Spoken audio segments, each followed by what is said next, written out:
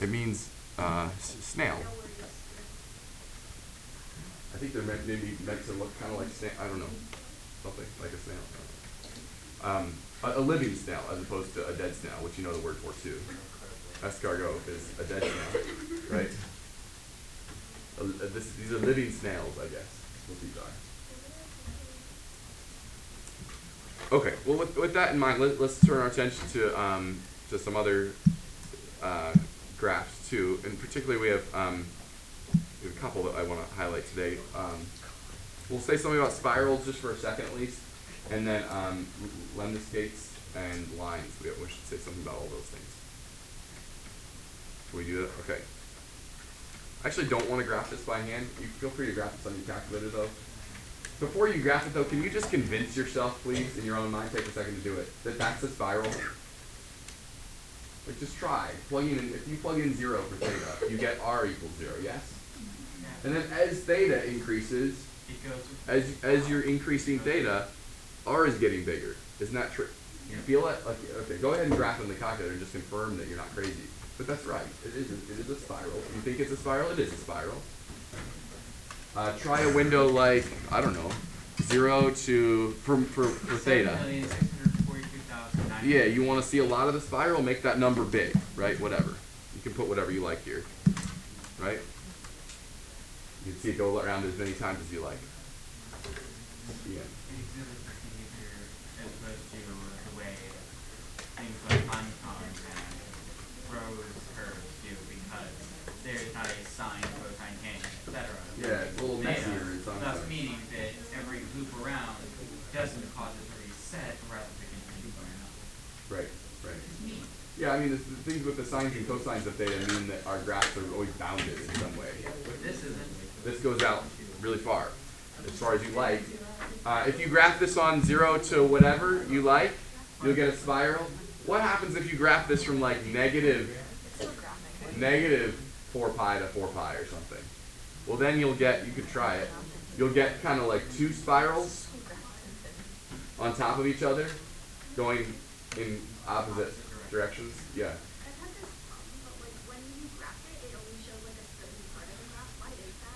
Yeah, mess with your window maybe a little bit. Make sure you're in the right mode too, maybe. That's most like dying when you try to graph spirals. It just cuts off close to the origin, tries to pull, and at an arbitrary distance. Then Annabelle, you may also want to check maybe the theta step too, right? But check your theta min and theta max is the first thing I'd ask. It looks even. Did you get a nice spiral there? Like I said, if you go from 0 to whatever, you'll get a nice spiral.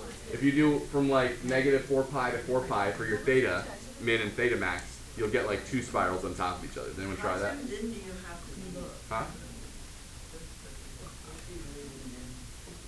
Do you? Like so? I don't really have anything else to say about spirals. I just thought you should see one. Okay. Let's do a lemniscate. It's weird. It's weird how this is written. Maybe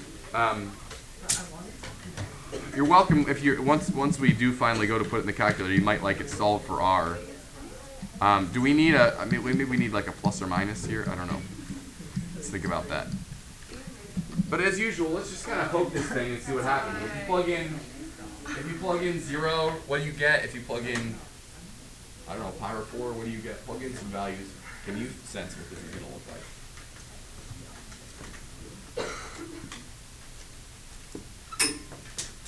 So let's actually start doing that here. If we plug in 0,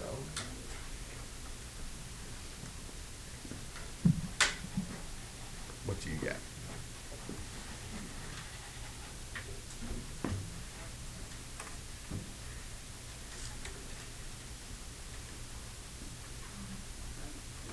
Let's get at least 1 point on this graph. What happens when theta is 0? Yeah. Yeah, did you get 4? Theta is 0? 4. And actually, when theta is 0, we also have 2 things that when squared could give us 16, actually, right? When theta is 0, either negative or positive 4 would work to solve that equation, satisfy that equation. theta is 0. What about pi over 4? Let's try that one next. If theta is pi over 4, what do you get? Is it obvious that that's 0? I just want to, like, we keep asking that question, right? Does this ever hit 0? And the answer here is, I think, a clear yes. Does this ever equal 0? You could solve for it, but we'll just kind of figure it out just now, too. In fact, all the places where we're, like, over 4, pi over 4, 3 pi over 4, are all going to be the places where we're back at the pole. Okay. What else you got? You want to try pi over 2? You going to rain on a parade like that? Just like that, Franklin. You confirm what he said is true, that pi over 2 is kind of like a broken thing. Yeah, if you plug pi over 2 in, you get, on this right side, you get a negative 16. And I don't, without resorting to complex numbers, I don't see how we can take r squared. I don't know anything that 1 squared gives me negative 16.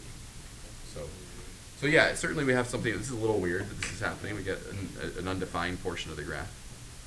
In fact, it's not just at that value, it's any time that cosine of 2 theta is negative. So that'll be any time between pi over 4 and 3 pi over 4. Those will all be undefined. That's any angle between those. And maybe down here too, right? Anytime the cosine of 2 theta is going to be undefined, is going to be negative, right? But when it's positive, when this is positive, this feels a lot like, well, I don't know. What would, if the squared wasn't here, what would this be?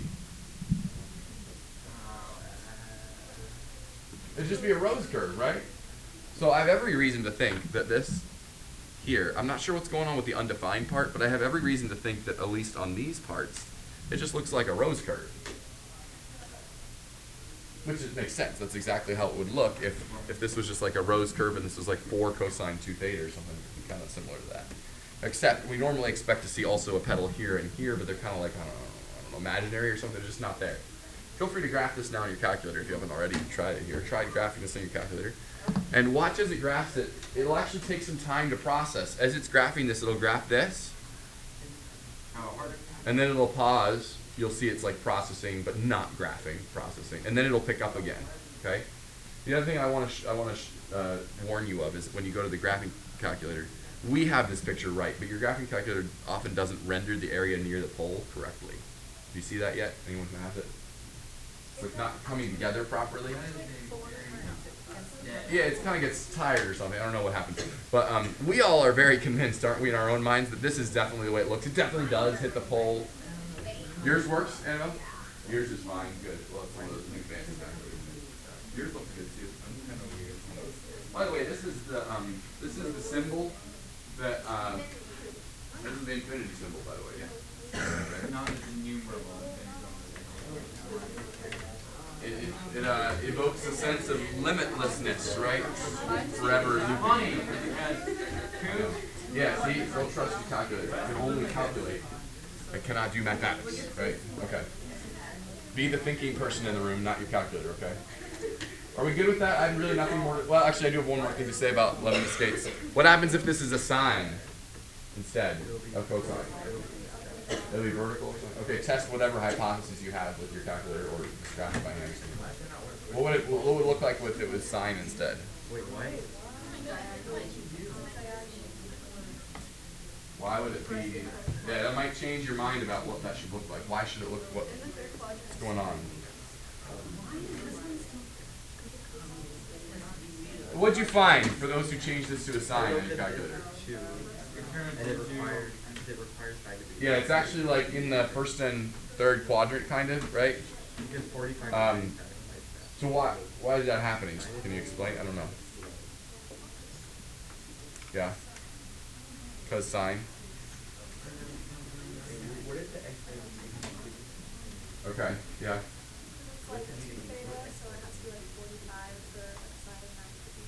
Yeah, I mean, it's the same analysis we did with rose curves. You remember, like, on, didn't we have one like that on the warm-up that was like this? Right? Except we're just now missing these two. So we're here. So it's the same kind of analysis as a rose curve, right? Though it still leaves the question in our minds, how would you get this to go up the vertical? Could you make that happen to you somehow?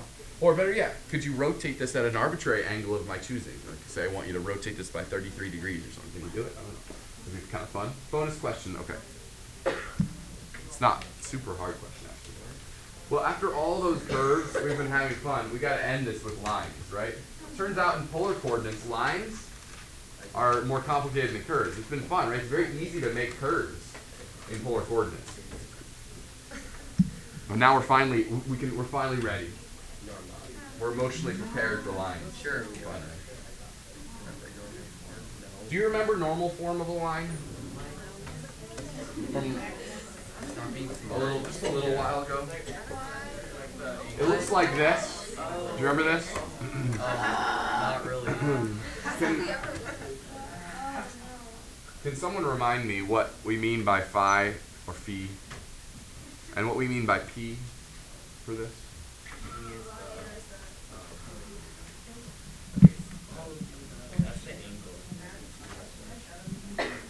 It's definitely an angle because it's in Greek, right?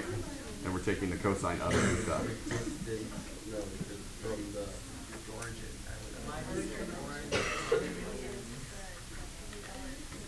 Wait, say it again. Wait, what? Yeah, so the normal is that like segment that connects perpendicularly from the origin to the line. That's called the normal.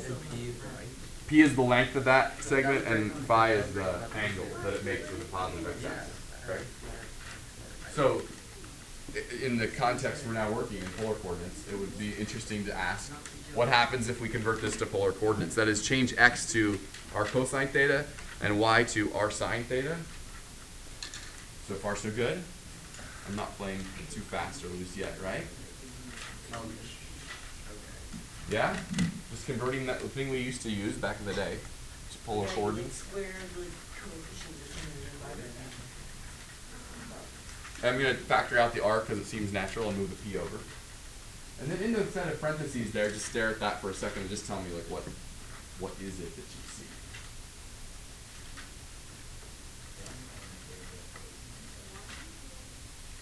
It's not 1.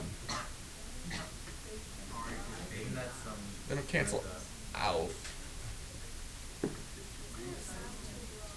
It's something. It's one of the things. When did we have to call on cosine A, cosine B plus sine A, sine B? It's the cosine difference formula, isn't it? So this then is the equation, a very compact form for the equation of a line in polar form. Kind of makes sense that the line in polar form might start with this idea of normal form because it's like, I don't know, all angular and whatnot, right? We're thinking about distances away from the pole and angles away. So that's cool, that's a great way to say it. Where, and then I describe down here below again, as usual, what those two things are. Keep in mind that r and theta are the variables in this equation, right? R and theta are variables. In practice, these are the two things, p and phi, that you're going to be filling in with like a number, right? I say that because like I see a lot of people like when it comes time for the test or something, they like fill in random things. I don't know. R and theta are going to be untouched, right? Those are. By the way, are we supposed to have a quiz this week? Is that what we're supposed to do? No, we're not. No, Tuesday? What is it? Someone look at our calendar. It's Friday, right? Yeah. On Friday? What's happening Friday? I think we have our first quiz on homeworks 1 through 4, right? The reason I ask is because I think this is on it, right? So it says on your schedule, right? It should say that. Yeah. I just didn't write it up there, but. All right, is that okay in a box? This is just us kind of deriving it. But in the end, this is our formula. It's just real nice equation of a line. Our second equation of a line this year, I guess, right? You didn't think you'd be like learning about lines in pre-calculus, but here we go. So let's graph this together. Let's see if we can figure out what this looks like. Go ahead and like turn to your neighbor and tell them what that's going to be. What is that going to look like? Are you okay with this way of writing it too? I hope so.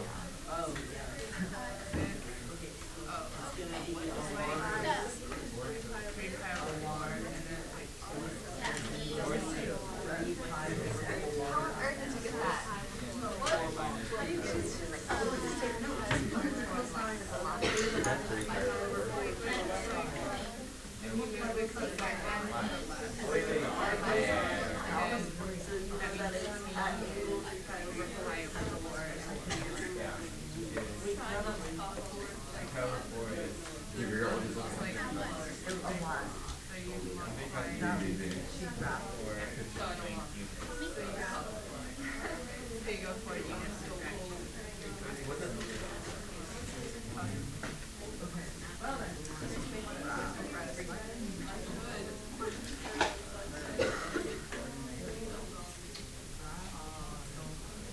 Okay, Daisy, take it away.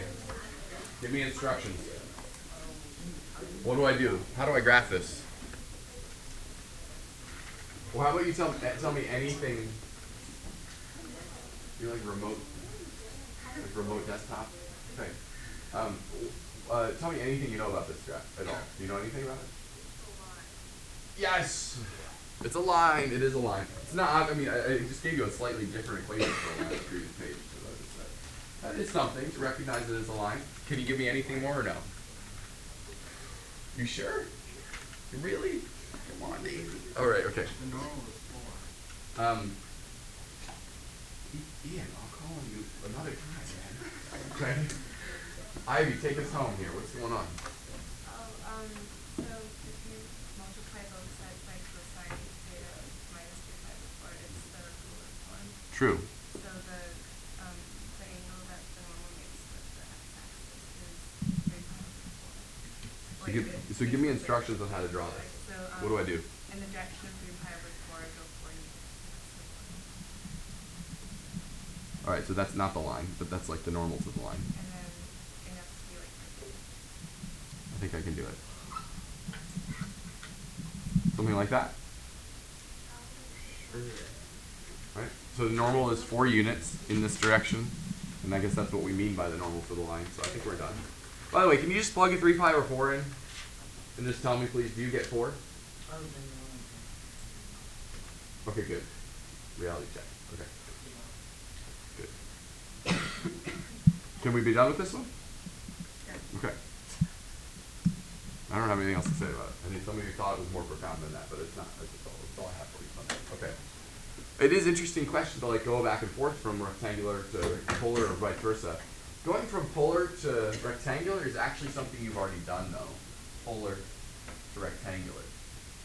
I made that, some of those problems, those extra 5 problems, I think there was one like that, right? I think so we had one to warm up yesterday or the day before. Where we were converting from polar to rectangular. But it's a little bit tricky to take a line that we already have in rectangular and convert it to polar. The way we developed the polar formula on the previous slide gives us a little bit of insight into how we did it. How did we get to polar form today? We started with normal form, didn't we? So maybe that gives us some insights here. Maybe we could get this in normal form and then put it in polar form, right? I mean, really, won't we be done if we can name P and phi? We can just fill in the blanks. That would be great if we can just find those 2 things. But yeah, we need to do maybe some work on this. This is like almost in normal form, yeah? We know like the cosine of our angle times x minus plus the sine of our angle times y minus p. Right, but this is not the cosine of any angle, is it? 3? No. It can't possibly be right. Remember how we got in on this? On how we convert this to a 1-step process to get us into normal form? Should feel very familiar after our vectors unit too. This whole idea. We divide by something. What is it, Matthew? Yeah, if you divide this equation by these 2, take these 2 coefficients and does this ring a bell? Right? Again, the reason I said that should feel familiar is because we've done this now in a couple different contexts, right? We did this with normal form, we did this with like linear combinations of sine and cosine. We just did this process recently when we were trying to find unit vectors too, right? This is like equivalent to when I ask you, hey, I have a vector 3, -1, find the unit vector in the same direction. You're like, I think I just need to divide by the square root of 3 squared plus 1 squared, right? The same thing. I'm just trying to create something that's like on the unit circle kind of, right? Anyway, so the point is, I think we have it in normal form now. 3 over root 10 x minus 1 over root 10. Y minus 1 over root 10. So do we know what P is right away? What is it? 1 over root 10. Phi is not obvious, and we are going to, I think, need to reach for our calculators, but we do know what the cosine of phi and the sine of phi are. So can you, someone, help me out here, figure out what phi is? Because then we'll be done.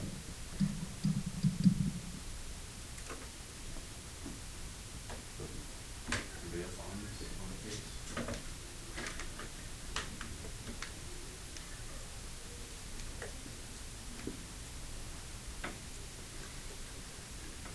I guess I'll say it's approximately something. I don't know. What quadrant is it supposed to be in?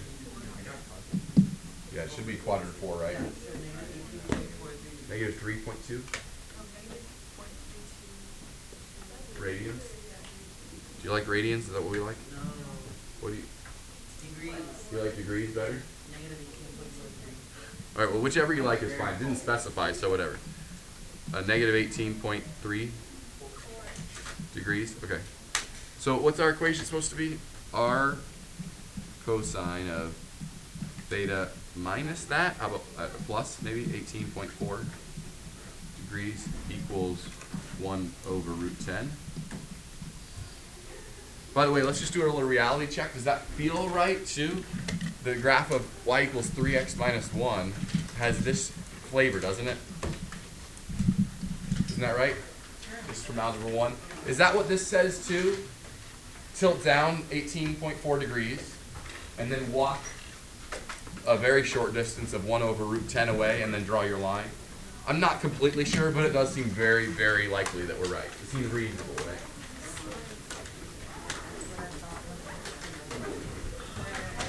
All right, just a word to the wise here. The homework tonight is there's like 2 or 3 book problems on Lemniscate and stuff or something, and then this worksheet online. Your book doesn't have a lot about lines, so there you go. There you go. That's the homework. Someone tell Franklin what's wrong.